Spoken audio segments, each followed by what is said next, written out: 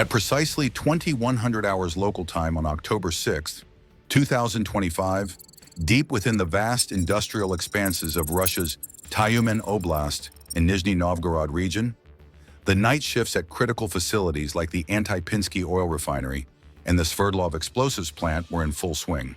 The Antipinsky, a $2 billion behemoth capable of refining 340,000 barrels of crude oil daily into essential diesel, gasoline, and jet fuel, operated under a canopy of Siberian stars, its distillation towers soaring 50 meters high and storage tanks brimming with over 500,000 tons of volatile hydrocarbons. Pumps hummed steadily, maintaining pressures at 3,000 psi through intricate hydrocracking units.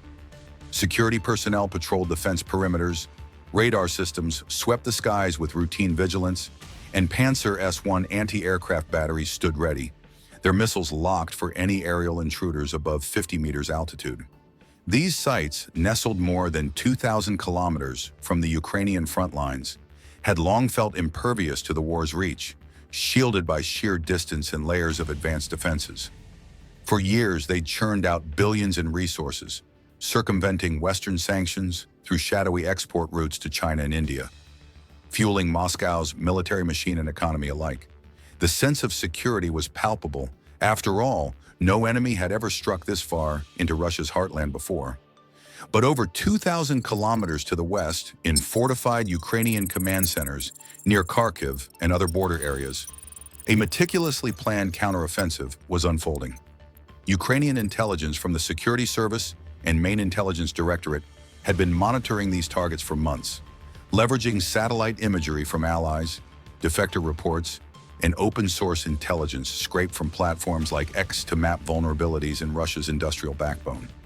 This strike was part of an escalating deep strike campaign that had intensified since August 2025, with Ukrainian drones hammering at least 16 of Russia's 38 major oil refineries, reducing overall refining capacity by an estimated 38% and triggering widespread fuel shortages across Russia. The October 6th assault marked a pinnacle, a record swarm of 251 drones, as admitted by Russian authorities, though likely understated, targeted 14 regions, including the farthest ever hit on Tyumen's oil facilities around 2,100 kilometers away, coinciding eerily with Vladimir Putin's 73rd birthday on October 7. The economic fallout? Billions in damages, with diesel exports plummeting to their lowest since 2020, crude oil shipments surging as refineries shut down, and gasoline shortages forcing bans and long queues at pumps nationwide. In this video, we're diving deep into this strategic masterstroke, from the high-tech drone launches and perilous evasive flights, through the explosive impacts on key industrial sites, to the cascading shortages rippling through Russia's war economy. If you're fascinated by how low-cost drones are reshaping modern warfare and crippling superpowers, hit that like button, subscribe for more in-depth breakdowns, and let's dissect this game-changing operation step by step. To fully grasp the scale of this October strike, we need to zoom out to the broader campaign that's been punishing Russia's industrial sector since early 2024. Ukrainian drone attacks on oil refineries have surged dramatically, starting with just a handful in the first half of the year, but exploding to 14 in September 2025 alone, according to BBC analysis. This escalation leverages homemade long-range UAVs and hybrid models, skirting restrictions on Western-supplied weapons by focusing on indigenous tech. President Zelensky has dubbed these operations long-range sanctions, emphasizing their role in draining Russia's petrodollar reserves. Oil and gas account for about 20% of the country's GDP and a significant chunk of its war funding. Key milestones include the August 2nd hit on Novokibishevsk in Samara, where a massive fireball engulfed processing units. The August 26th strike on Lukoil's Volgograd refinery, which burned critical sections and halted operations. And the October 3rd to 4th assault on Kirishchenefte Orgzintez in Leningrad Oblast, damaging the CDU-6 crude distillation unit and slashing capacity by 70% for at least a month. Overall, these 24-plus strikes since August have idled around 123 million tons of annual refining capacity, forcing Russia to export more raw crude while domestic shortages mount. Gasoline prices up nearly 10%, diesel reserves critically low, and military logistics strained as convoys face fuel rationing. The drones behind this havoc are a testament to Ukrainian ingenuity. The Lyutyi series, packing 150 kilograms, shape-charged warheads for deep penetration. Beaver models optimized for endurance with flight times exceeding 4 hours at cruise speeds of 200 kilometers per hour. And Ruta variants tailored for precision strikes on industrial infrastructure, often incorporating fiber optic guidance to bypass electronic jamming. Each unit costs under $10,000 to produce, assembled from commercial components sourced via Alibaba and smuggled Western electronics, making them expendable yet devastating against multi-billion-dollar targets. The October 6th launch sequence began at 22:30 from concealed sites along Ukraine's eastern borders. Swarm Delta operational, initiate ascent, echoed through encrypted comms. Twin electric turbofan engines whirred to life on the lead drones, propelling them skyward at a calculated 15-degree climb to conserve energy for the marathon journey.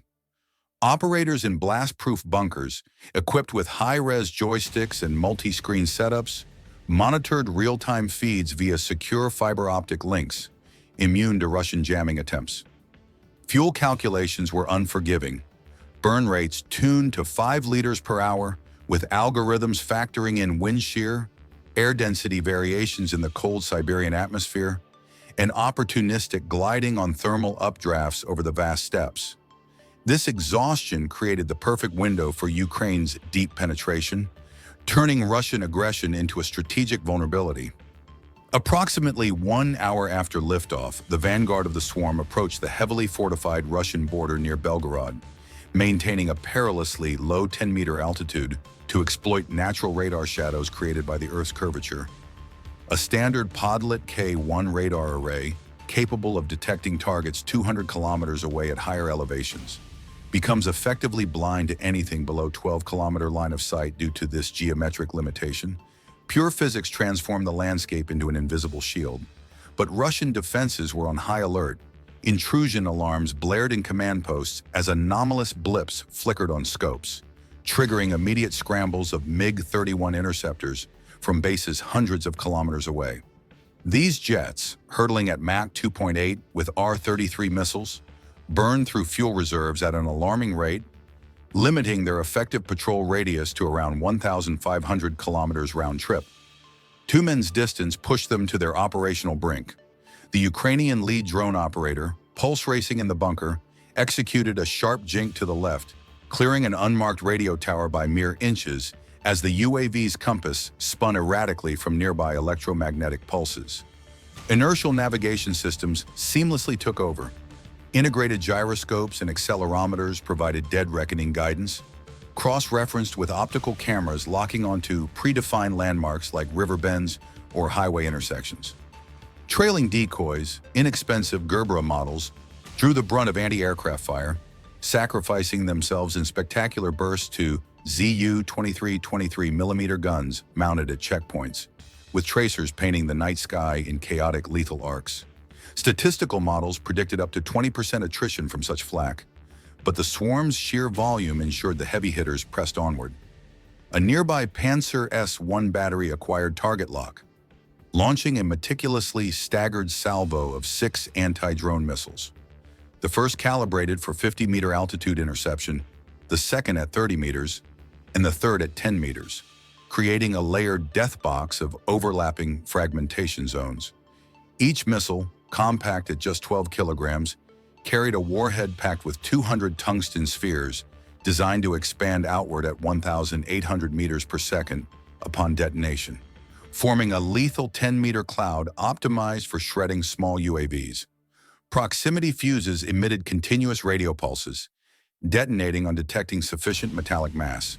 However, the seasoned Lyutyi operator, having studied countless Panzer engagement simulations, exploited a baked-in vulnerability. The missile's mandatory 1.2-second arming delay, a safety mechanism to prevent premature explosions near the launcher itself. At the drone's top speed of 432 kilometers per hour, this window allowed it to cover 144 meters, enough to dive directly toward the battery, passing beneath the missiles as their safeties remained engaged.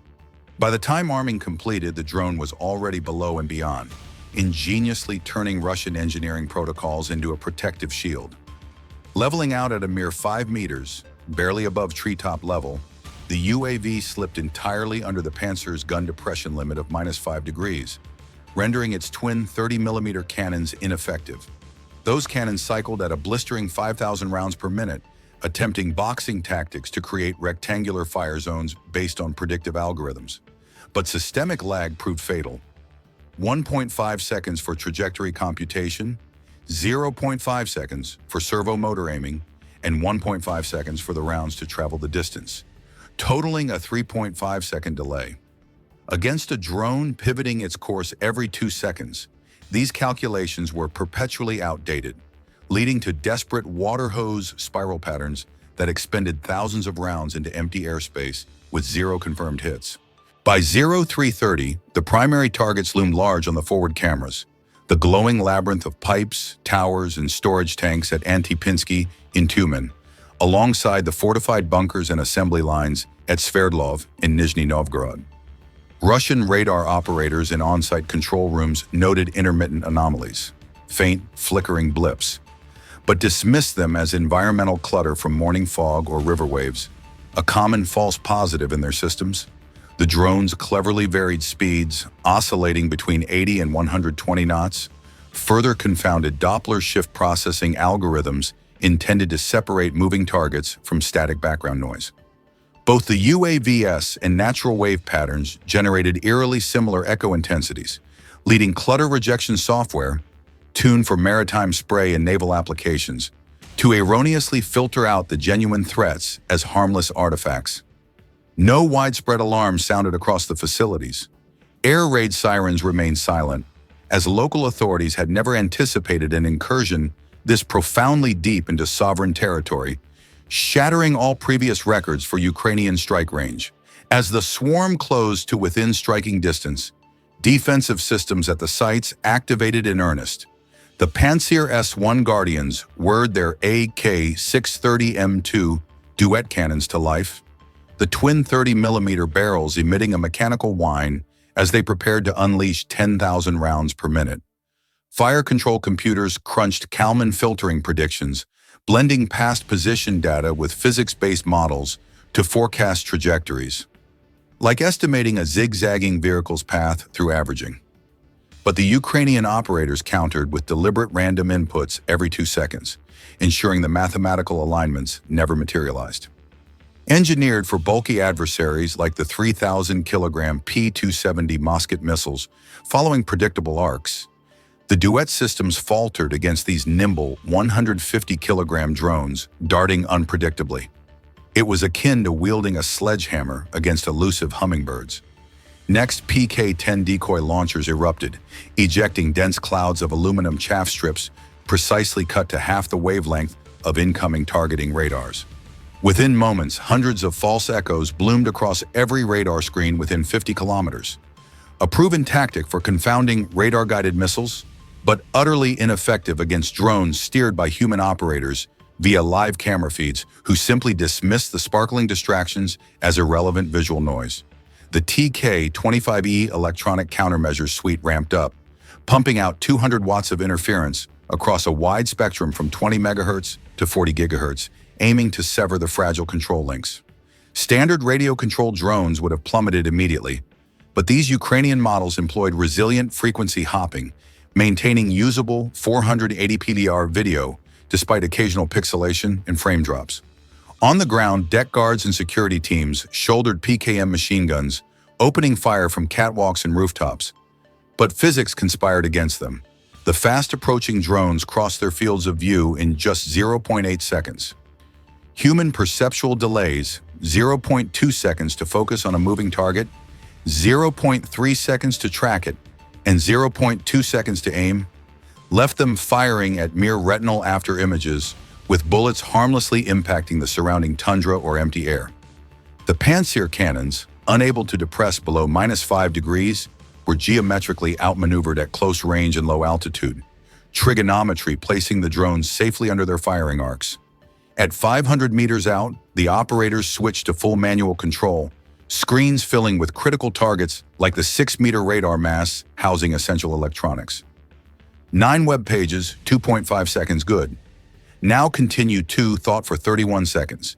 Video The Moment of Reckoning arrived at 0330 as the lead Lyutyi drone locked onto Antipinsky's hydrocracking unit, the refinery's core, where crude oil is transformed under 3,000 psi into high-value fuels essential for Russia's military and civilian needs. Russian radar operators in the control rooms scrambled frantically, their screens overwhelmed with erratic ghosts, contacts that appeared and disappeared erratically with each sweep.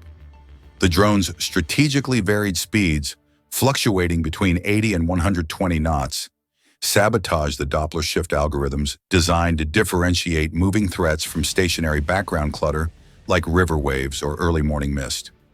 Both generated comparable echo strengths, prompting the naval-derived clutter rejection software to misclassify the inbound UAVs as benign environmental artifacts. No comprehensive alerts propagated through the facilities. Air raid protocols remained dormant, underscoring the shock of an attack this far inland. Simultaneously at Sverdlov and Nizhny Novgorod, parallel waves targeted ammo storage vaults stocked with over 1,000 tons of explosives destined for frontline use. Defensive countermeasures kicked in desperately. The Pantsir S-1's AK-630M2 duet systems spun up with an ominous mechanical hum, unleashing 10,000 rounds per minute, guided by Kalman filtering predictions that mathematically fused historical position data with physical models to anticipate paths, like forecasting an erratic driver's route through averages. Yet Ukrainian tactics rendered this obsolete. Random course alterations every 2 seconds ensured the computations never aligned, leaving systems calibrated for massive 3,000-kilogram missiles like the P-270 Mosket, floundering against these lightweight, unpredictable foes, equivalent to swinging a mallet at darting insects. PK-10 launchers followed, dispersing aluminum chaff clouds to spoof radars, creating hundreds of decoy echoes across 50 kilometers. Effective against automated missile guidance, but futile versus human-piloted drones relying on live optical feeds, who brushed off the glittering interference as mere visual clutter. The TK-25E suite bombarded the spectrum with 200 watts from 20 MHz to 40 GHz, severing links for lesser drones. But frequency hopping maintained degraded yet functional 480p streams. Ground defenders with PKM machine guns fired wildly from positions, but temporal physics betrayed them. Drones traversed fields of view in 0.8 seconds, outpacing human focus, resulting in shots at phantom images. Panzer guns, limited to -5-degree depression, were geometrically neutralized at close, low altitudes. At 500 meters, operators shifted to manual precision, screens dominated by targets like radar mass. The first Lyutyi impacted Antipinsky's core, its 150-kilogram shaped charge warhead detonating via the Monroe effect, compressing a copper cone into a 7,000 meters per second plasma jet that sliced through 15-millimeter steel plating effortlessly, dispersing molten debris across vital electronics. Radars and comms failed instantly. Subsequent strikes hit structural junctions. Jets breached high-pressure hydraulic lines, sparking arc fires at 3,000 psi. Coolant systems ruptured, unleashing toxic hydrazine clouds. Safety interlocks collapsed, igniting a catastrophic chain among 500,000 tons of hydrocarbons. Fireballs rocketed 100 meters skyward, illuminating Siberia as if dawn had broken early. Eyewitness accounts surged. 2 thunderous blasts shook Tyumen, cell networks overloaded. At Sverdlov, beavers detonated ammo heaps. 1,000-plus tons erupted in sequential blasts, carving craters and sending shockwaves 10 kilometers outward, blackening the landscape. Guards evacuated amid debris. Sirens pierced the chaos as fires consumed structures. Russian officials minimized, drones intercepted, negligible damage. But satellite evidence and leaks revealed the truth. Facilities gutted. By dawn on October 7th, Putin's birthday, the extent of destruction crystallized. Antipinsky's 340,000 barrels per day offline, equating to a $500 million yearly revenue hemorrhage for Russia. This fit into a devastating pattern. 16 refineries assaulted from August to October, idling 123 million tons of annual capacity, or 38% of Russia's total, as per expert assessments. Diesel exports hit rock bottom since 2020. To compensate, crude shipments surged, flooding markets, but exposing sanction vulnerabilities. No swift access to replacement parts, projecting repairs at 18 months minimum. Gasoline shortages proliferated. Prices hiked nearly 10%. Bans on exports loomed, and civilians endured endless pump queues while military convoys rationed fuel, hampering logistics. Sverdlov's ammo losses compounded the blow, starving front lines of munitions and forcing reallocations from reserves. The October 6 swarm amplified effects across 14 regions. Feodosia's oil terminal in Crimea engulfed. Belgorod's grids blacked out for 1.5 million residents. Putin's war economy hemorrhaged billions. Oil and gas, comprising 20% of GDP, faced existential threats as shortages spread from pumps to battlefields. These $10,000 Alibaba-sourced drones had humbled multi-billion-dollar empires, highlighting Russia's expansive vulnerabilities. No industrial corner remained secure. In conclusion, Ukraine's daring deep drone offensive on October 6th dismantled key Russian industrial pillars, vaporizing billions and unleashing widespread shortages that choke Moscow's war efforts. This asymmetric triumph showcases how ingenuity turns distance into defeat, reshaping the conflict's dynamics. If this breakdown fired you up, share your thoughts on potential Russian countermeasures in the comments. Smash that subscribe button for more frontline analyses, like if you want deeper dives and spread the word. Thanks for watching. Bye for now.